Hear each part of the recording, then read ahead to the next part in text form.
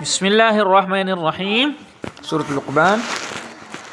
لقمان مکی صورت ہے، اس میں 34 آیات ہیں۔ سورۃ لقمان مکی دور میں اس وقت نازل ہوئی جب کفار مکہ کی مخالفت اپنے عروج پر تھی، وہ مختلف حیلوں بہانوں اور پرتشدد کارروائیوں سے اسلام کی نشر و اشاعت کا راستہ روکنے کی کوششیں کر رہے تھے۔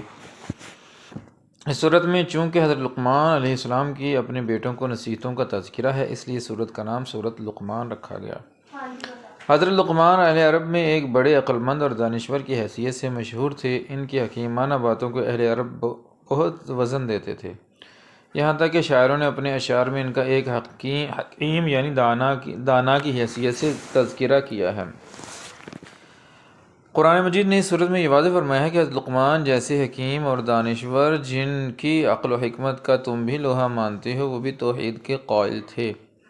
انہوں نے اللہ تعالیٰ کے ساتھ کوئی شریک ماننے کو ظلم عظیم یعنی بہت بڑا ظلم قرار دیا تھا، اور اپنے بیٹے کو نصیحت کی تھی کہ تم کبھی شرک مت کرنا۔ سورۃ لقمان کا خلاصہ توحید کے دلائل، کردار سازی اور آخرت کی یاد دہانی ہے۔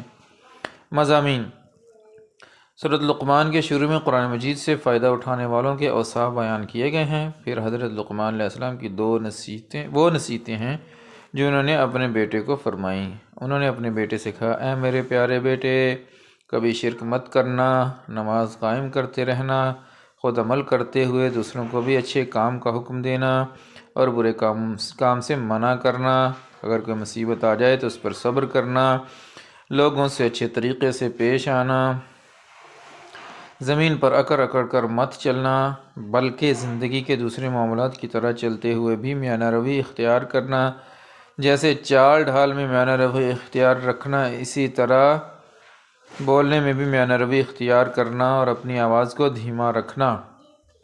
سورۃ لقمان میں اللہ تعالیٰ کی توحید، قدرت اور صفات کو دلائل سے ثابت کیا گیا ہے۔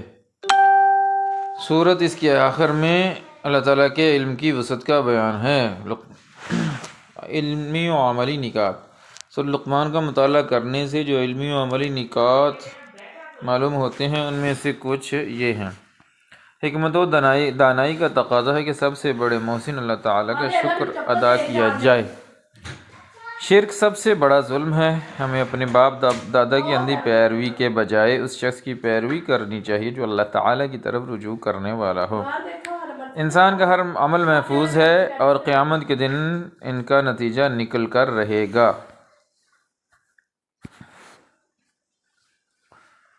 حکمت و دانائی کا تقاضا ہے کہ اللہ تعالیٰ سے تعلق قائم کیا جائے، بھلائی کا حکم دیا جائے، برائی سے منع کیا جائے اور جو مصائب آئیں ان پر صبر کیا جائے۔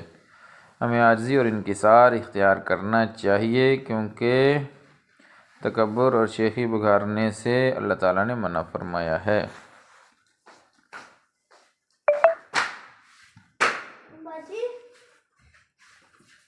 ہمیں اپنی زندگی کے تمام معاملات میں میانہ روی اختیار کرنی چاہیے۔